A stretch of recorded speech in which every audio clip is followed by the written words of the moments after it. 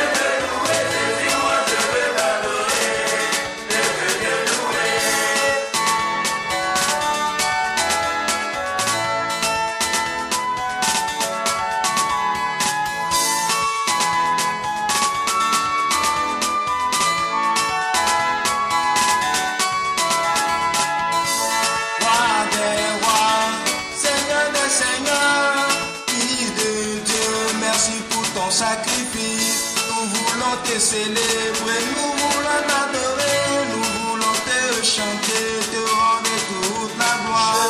Moi je veux te louer, je veux te célébrer, tu es toute adoration, pas sauveur des nations. Moi je veux te louer, moi je veux t'adorer, pour tous tes bienfaits. Merci Seigneur.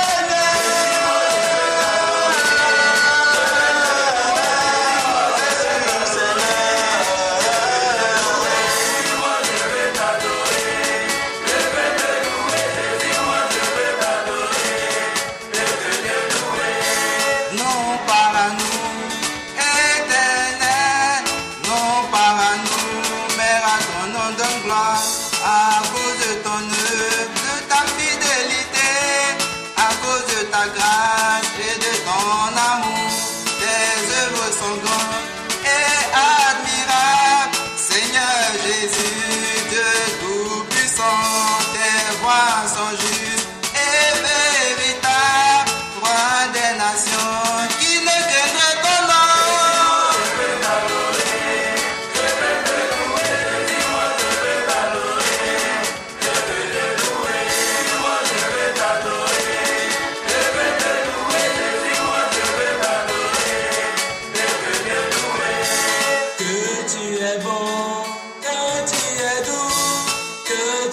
Juste dans toutes tes voies, j'étais perdu, j'étais lié et découragé de la vie.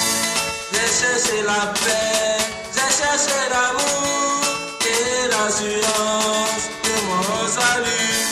Du fond des ténèbres, dans ma repentance, j'ai crié à toi.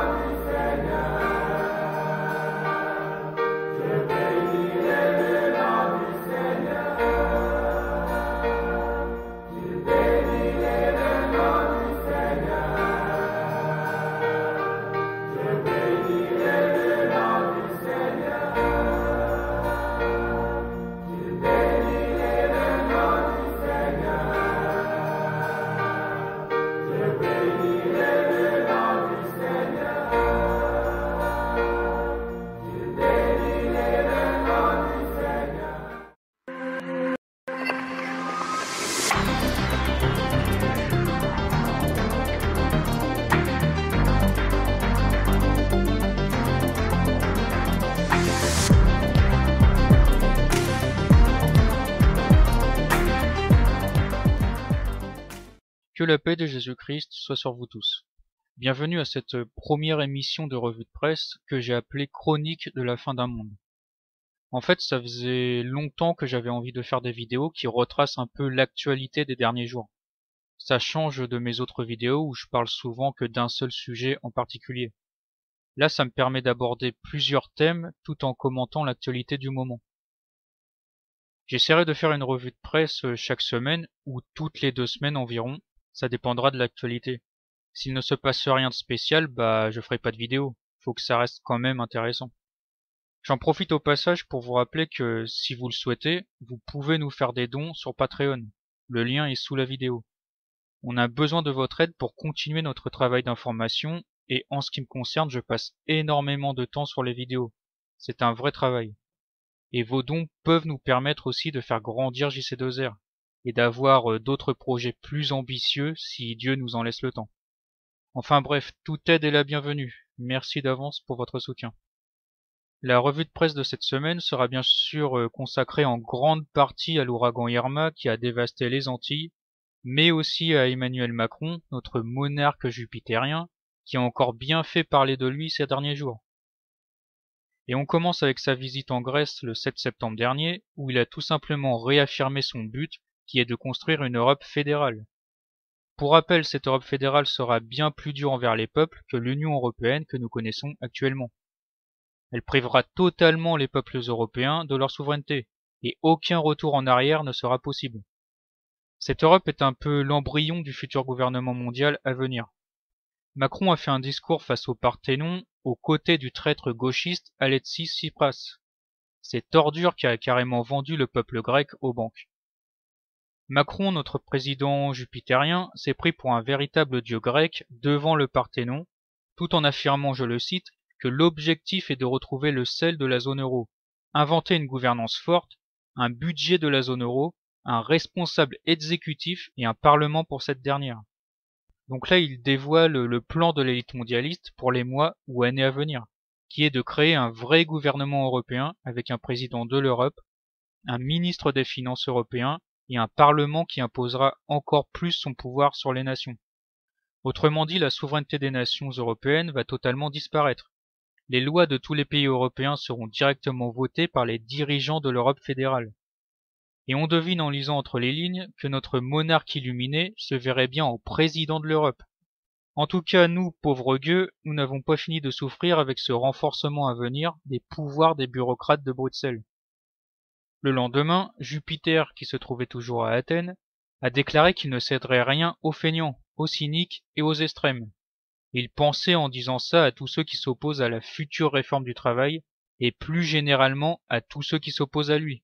Donc si vous êtes contre la nouvelle réforme du Code du travail, vous êtes sûrement heureux d'apprendre que pour notre cher président de la République, vous êtes des feignants, des cyniques et des extrémistes. De la merde quoi. En gros, en tant que petites gens du peuple, Hollande nous appelait d'ailleurs les sans-dents, nous devons nous soumettre sans broncher à la volonté des maîtres du monde, c'est-à-dire les Rothschild, les employeurs de Macron, et autres saloperies dans le même genre qui ne font que rendre ce monde un peu plus mauvais chaque jour. À leurs yeux, un bon citoyen du nouvel ordre mondial est un esclave. Ce Macron n'a pas fini de vendre la France et les Français aux mondialistes. Lors de sa visite en Grèce, il n'a fait que rappeler au monde entier qu'il allait continuer de suivre le plan de ses maîtres. Parlons maintenant de ce qui s'est passé sur l'île de Saint-Martin, où comme vous le savez tous, l'ouragan Irma a ravagé toute l'île, la détruisant presque entièrement. Et malheureusement, juste après la catastrophe, le gouvernement français n'a pas été capable de venir en aide à la population. Les habitants de Saint-Martin ont connu une situation de guerre civile pendant plusieurs jours d'affilée. Il y a eu bien sûr des pillages et des agressions sous les yeux des gendarmes impuissants, car trop peu nombreux pour établir l'ordre. Certains habitants terrifiés et se sentant menacés par les pilleurs ont même créé des milices armées pour se défendre. Les gendarmes ont même dit à ceux qui venaient leur demander de l'aide qu'ils ne pouvaient rien faire pour eux, et qu'ils devaient se défendre tout seuls, en tirant sur les pilleurs qui menacent leur vie.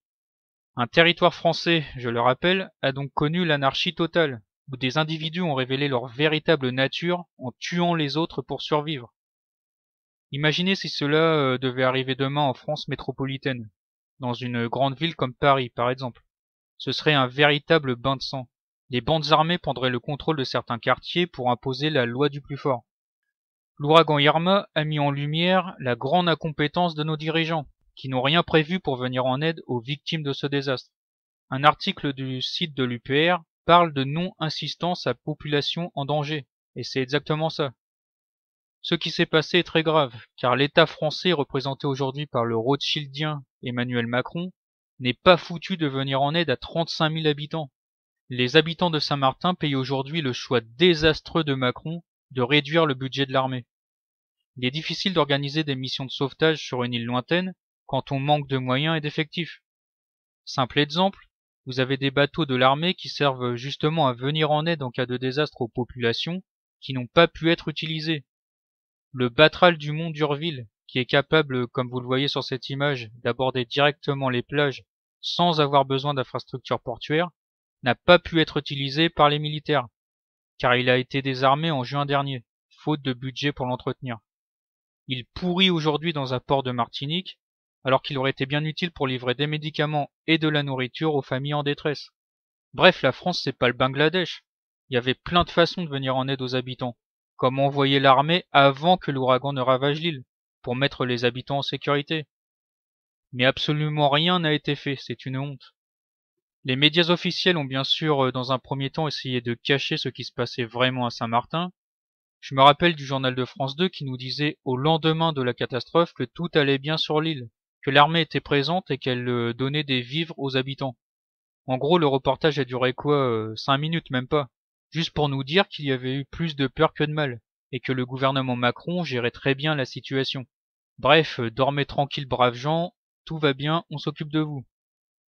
Heureusement que des habitants ont témoigné sur les réseaux sociaux, sinon personne n'aurait été au courant de ce qui se passait. La vérité s'est donc propagée sur Internet à une vitesse hallucinante, et les médias ont dû changer leur discours, en avouant à demi-mot qu'il existait des pillages et que l'insécurité régnait à certains endroits. Notre monarque illuminé s'est ensuite rendu sur les lieux pour faire son cinéma. Il a essayé de rattraper le coup en voulant donner l'image d'un leader responsable et à l'écoute de la population, mais personne n'y a cru. Tout est faux dans ce mec, il n'a aucune sincérité. Il a essayé de faire croire à tout le monde que des moyens extraordinaires allaient être mis en place pour secourir la population de Saint-Martin. Il a même dit qu'il avait mis sur pied le plus grand pont aérien depuis la Seconde Guerre mondiale. Ouah, qu'est-ce qu'il est fort notre président! Bref, il a fait son show de président jupitérien tout-puissant pour faire oublier que des Français ont connu l'apocalypse pendant plusieurs jours. Il a totalement merdé. Déjà en baissant le budget de l'armée qui, du coup, a été incapable de secourir la population, et il n'a rien prévu en mettant par exemple les habitants à l'abri avant que l'ouragan ne ravage l'île.